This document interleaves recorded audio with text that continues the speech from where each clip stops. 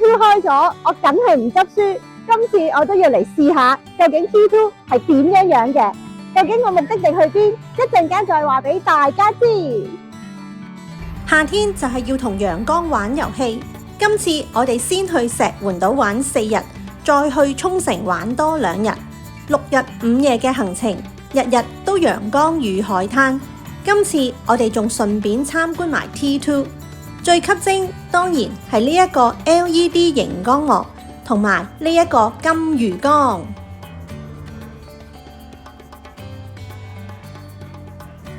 香港飛石垣島只需要2個鐘。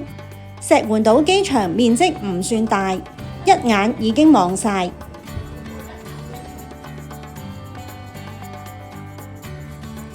巴士就係石垣島主要嘅交通工具，不過自駕遊就最方便，我都唔例外。租車公司喺機場嘅附近，需要喺呢一個地方等租車公司，佢哋開車嚟接我哋去辦手續同攞車。今次我哋喺 budget 度租車，首先要登記、辦手續同埋睇一條注意事項嘅短片，完成之後就可以攞車。大家確認車輛外圍冇咩撞花，學埋車輛嘅基本控制就可以出發。整個過程唔使30分鐘就完成，還車都喺同一個地方。第一個景點，我哋就去川平灣坐玻璃底船睇珊瑚。沿路見到呢一間充滿夏威夷色彩嘅 V8 Cafe，我哋就喺呢一度食個午餐。呢間餐廳最出名就係夏威夷腐魚拌飯同埋豬肉拌飯，我哋仲叫埋巴西莓果碗，埋單大概300蚊。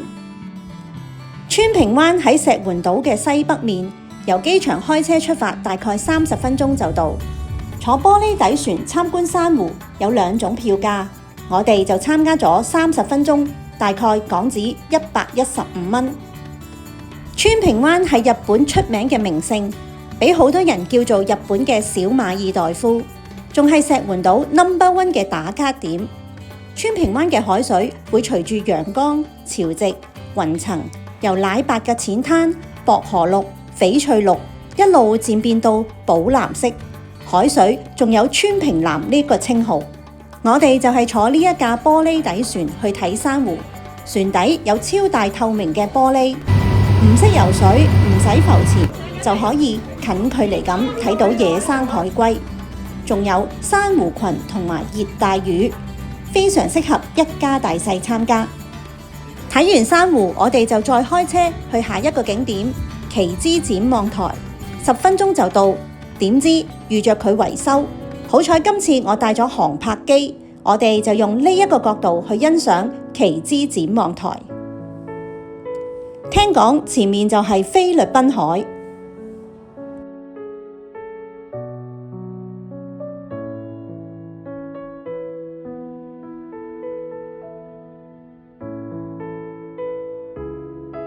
跟住我哋就開車返酒店。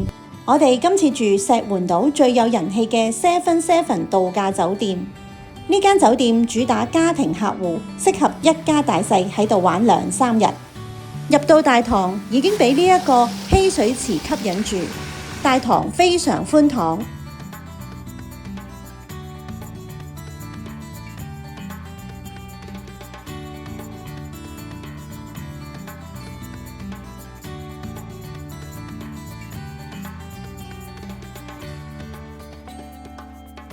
酒店房間係用密碼鎖，呢間係屬於轉角高級房，面積大概500平方尺，包3人早餐，房價每晚3400蚊。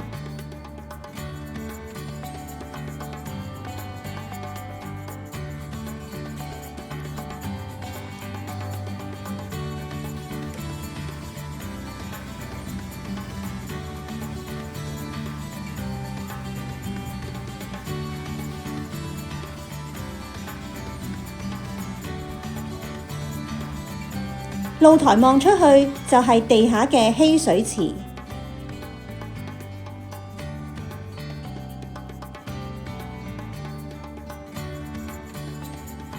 有齊煮食爐具，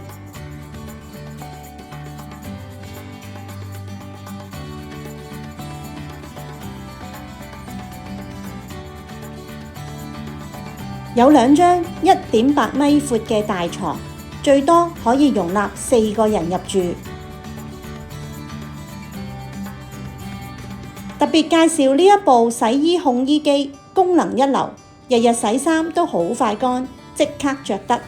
酒店設施方面，有地下嘅嬉水池，水深非常適合小朋友玩。而家係清晨時分拍，所以冇人喺度游水。旁邊仲有好多張凳，方便大家喺度曬太陽。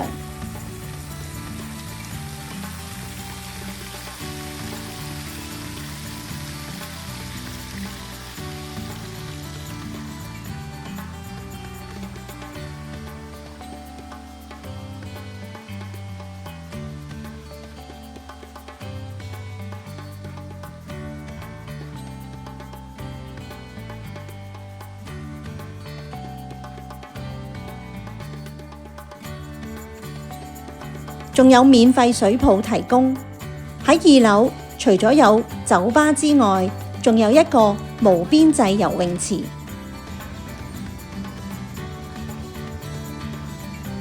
清晨時分嘅景色真係好靚。雖然佢冇健身室，仲有一個桑拿房，同埋免費停車場俾租客用。嚟到石門島，當然就要食石門牛。我哋去咗酒店附近嘅呢一間，我哋3個人食咗呢一款5款肉嘅套餐，再加埋海葡萄，計埋飲品差唔多800蚊。準備行程第2日之前，我哋喺酒店食埋個早餐先至出發。餐廳嘅風格都偏向度假風，可能酒店有好多客人都係外籍人士。食物嘅風格偏向西式嘅較為多，種類比我想象中嘅少咗，不過味道都好好，員工嘅招呼都非常之熱情。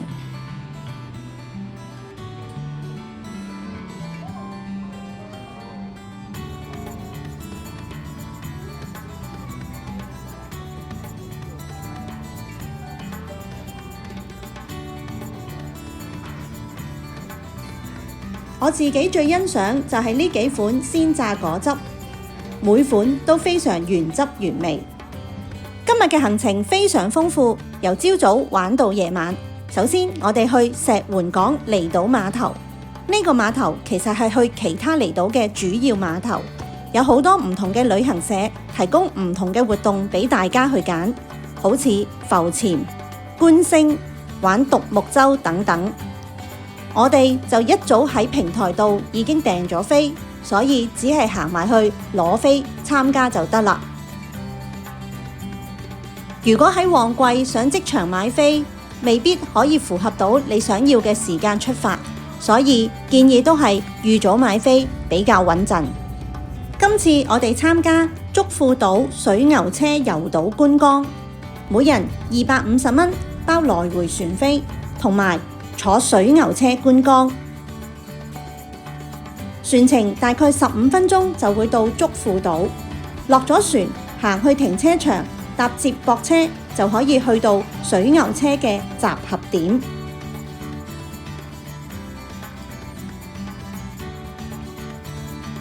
除咗可以坐水牛車之外，仲可以喺現場租用單車遊島。不過我哋就淨係坐呢一架水牛車。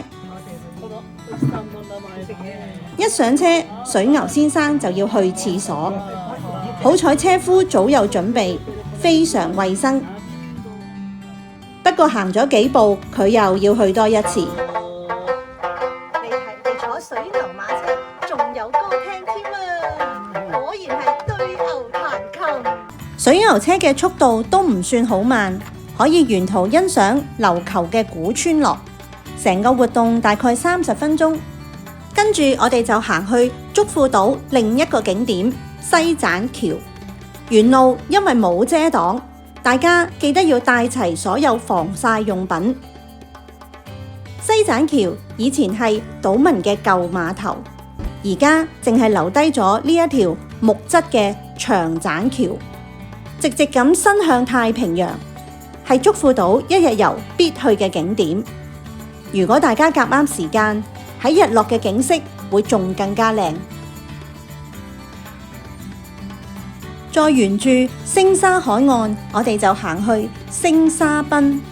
佢係竹富島兩大名灘之一，不過呢個海灘唔適宜游水。呢度最出名就係揾星形嘅沙粒，傳說揾到星沙會帶嚟好運同埋幸福。我哋當然揾唔到，唯有買啦。跟住就搭竹富巴士返碼頭。返到石垣島，我哋就去石垣島最繁榮嘅尤格萊納購物中心。呢度大部分嘅商店都係賣一啲土特產，有少部分係食肆。原來公設市場喺呢個位置，不過時間唔啱，佢已經閂咗門。因為今朝行咗好多路，我哋就揾咗呢一間泰式按摩。我哋揀咗100分鐘，大概700蚊，由日本技師幫我哋按摩，不過技術唔算好正宗。做完仲有茶點，呢個活動我就唔係咁推介。呢一間就係石垣島好出名嘅八重山元氣乳業石垣島牛奶屋。除咗牛奶、雪糕、麵包、布甸同埋周邊商品都有。麵包好鬆軟，雪糕仲好有牛奶味。大家嚟到石垣島記得入去試下。買埋個雪鹽夾心餅乾，我哋就去食拉麵做晚餐。呢間麵店佢最出名嘅麵叫做豆腐麵，其實係豆腐加麵。個拉麵比較粗身，咬落去比較有質感。個湯底偏向清淡，我哋埋單唔使300蚊。食完晚飯，我哋就去今晚最後一個活動——出海睇星星。我哋經平台訂購，每位244蚊。喺集合地點集合，跟住我哋就一齊上船。石垣島係日本第一個獲得國際暗空協會 IDA 黃金級星空保護區，光污染控制到極致，被稱為亞洲頂級觀星勝地。我哋好容易一抬頭就望到星星。經過觀星人員介紹，我哋好容易就睇到北斗7星，真係好犀利。到咗第3日，我哋就繼續出海。我而家嚟到石垣島就係嚟浮潛，一陣間浮潛究竟見到啲乜嘢，就拍俾大家睇。今日我哋去玩浮潛，同埋去埋夢幻島。呢個浮潛體驗唔識游水都可以參加，不過就有年齡限制，60歲或以上就唔玩得，大家要注意。活動全程大概係3個鐘，每人大約400蚊。雖然只係浮潛，我哋都好容易就會睇到水裡面嘅珊瑚同埋魚群，證明啲水真係好清澈。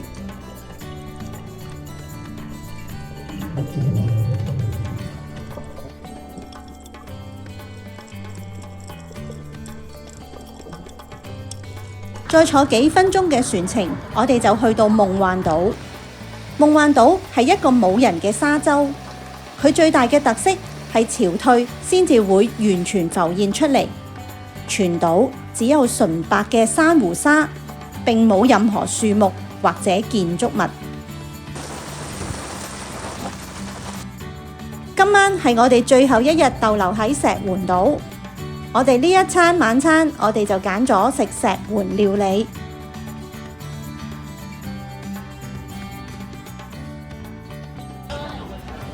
當然，我哋唔少得要食石垣牛，仲有刺身，同埋呢個咁特別嘅壽司，仲有苦瓜炒菜、豆腐，再飲埋百香果凍飲。埋單大概500蚊。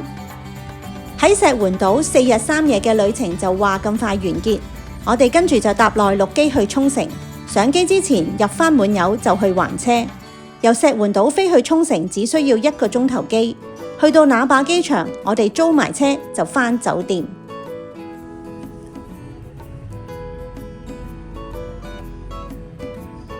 我哋1連2晚會住喺呢間那霸山翠酒店。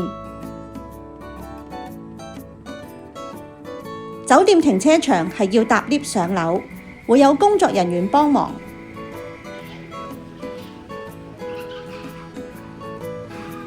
酒店係喺2021年開業。今次我哋係住雙連標準房。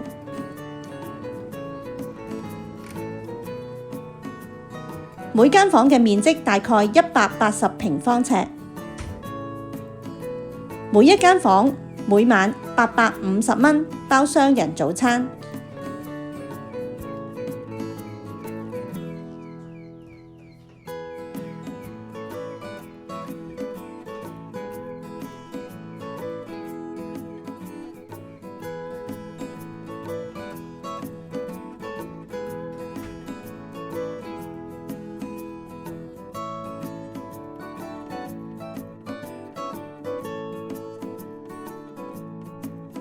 酒店頂層有一個空中酒吧，可以睇晒成個那霸市。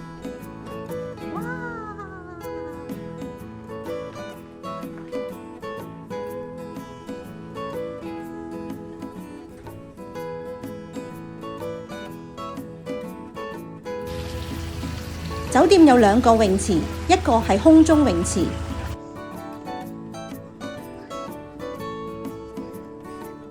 另一個喺2樓。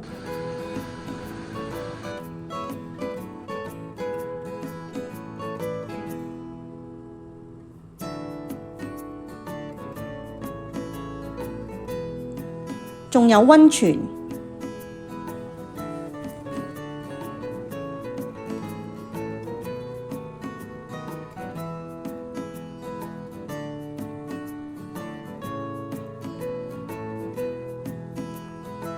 大堂旁邊有小商店，又有24小時嘅洗衣烘衣機。酒店開車去國際通只需要幾分鐘路程。國際通仍然係最多遊客嚟嘅地方。兩邊有好多唔同嘅商店，又有食肆。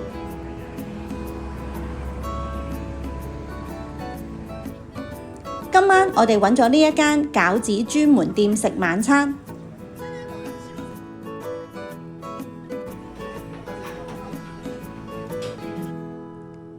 埋單差唔多300蚊。終於嚟到我哋今次嚟沖繩最重要嘅項目，就係去本部元氣村同海豚游水。我哋喂佢食嘢啊，行埋嚟。本部元氣村位於沖繩嘅北部，係沖繩北部最大嘅一站式綜合體驗度假村，旁邊仲有酒店。成個園區有超過50款體驗活動，非常適合親子家庭玩足1日。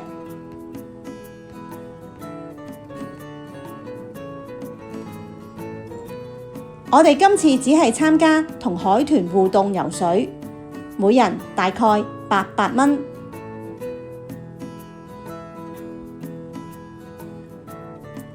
活動前首先要聽職員講解有關海豚嘅知識，同埋點樣俾指令海豚。可以咁近距離同海豚互動都係第一次，呢個經驗非常難忘。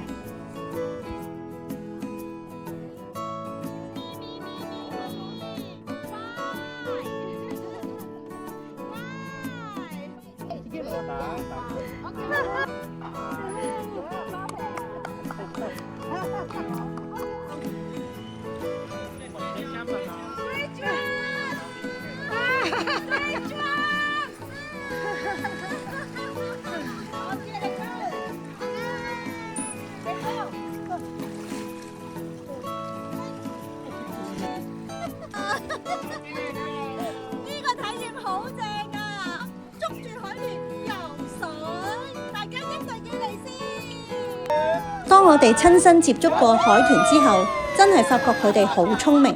下一站我哋就要去名喚菠蘿園，途中見到呢一間 cafe， 我哋就坐低飲杯嘢再出發。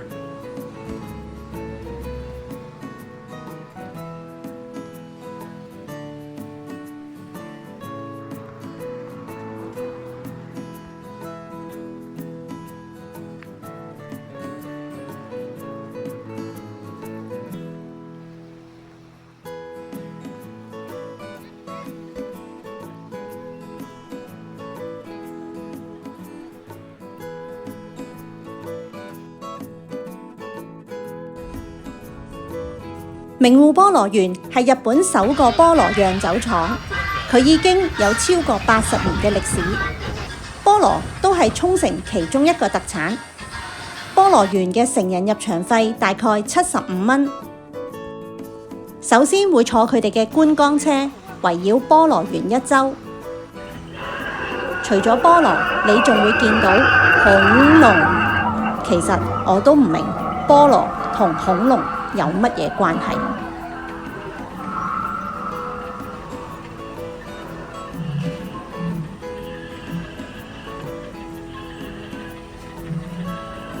落咗觀光車之後，另一部分就要自己行。呢個園區係介紹俾你聽菠蘿點樣變成恐龍。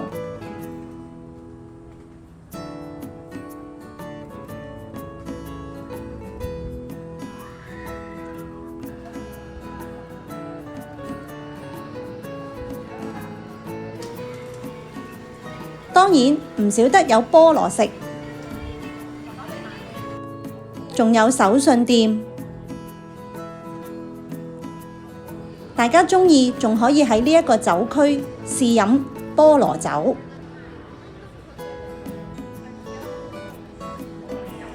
嚟到今次旅程嘅尾聲，我哋今晚就去食蟹宴。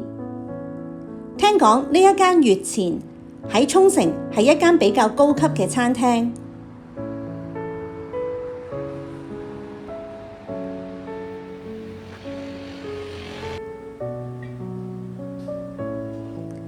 餐廳嘅環境係傳統嘅日本風格，不論廳房、全酒，面積都好大。我哋揀咗呢個日和套餐，每位大概750蚊。成個套餐都好豐富，每一道菜都好有特色，蟹肉都好新鮮。擺碟都好精緻，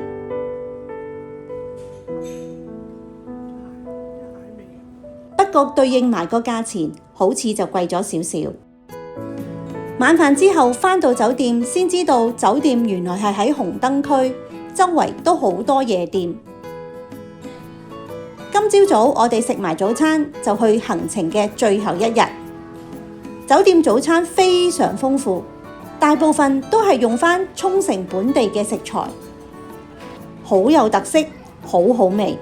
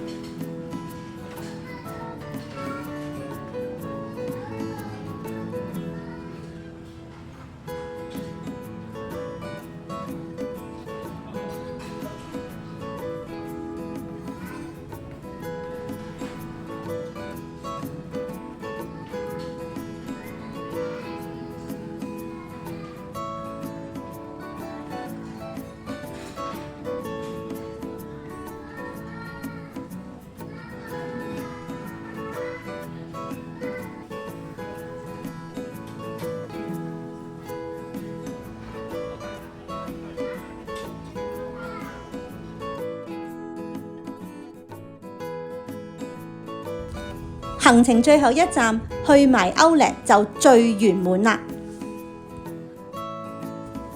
唔知係咪天氣真係好熱，我哋冇乜購買慾，行咗大概個零鐘，我哋就走啦。買完嘢，我哋就去Outlet旁邊嘅覓滿魚市場，諗住食海鮮。呢個魚市場裏邊嘅海鮮睇得出，全部都係由出邊運入嚟嘅，都有好多唔同嘅種類、唔同嘅款式，價錢都有平有貴，有熟食嘅，亦都有刺身。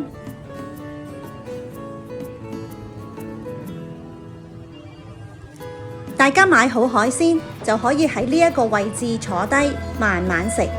不過我哋怕熱，所以就去咗隔離遊食來，裏邊有好多唔同嘅食店。我哋睇下有邊一間啱我哋食。裏邊有拉麵，有天婦羅，有壽司。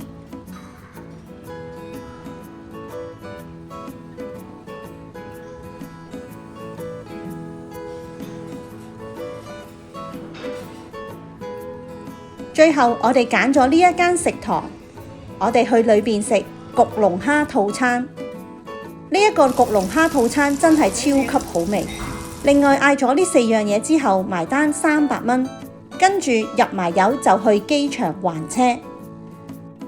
今次呢個石垣島沖繩6日5夜陽光海灘之旅就結束啦，非常之感恩日日都咁好天氣。如果大家想了解今次旅程活動嘅資料，可以留言話我知。當然，大家仲要記得 like、comment、share 同 subscribe 我嘅 channel啊！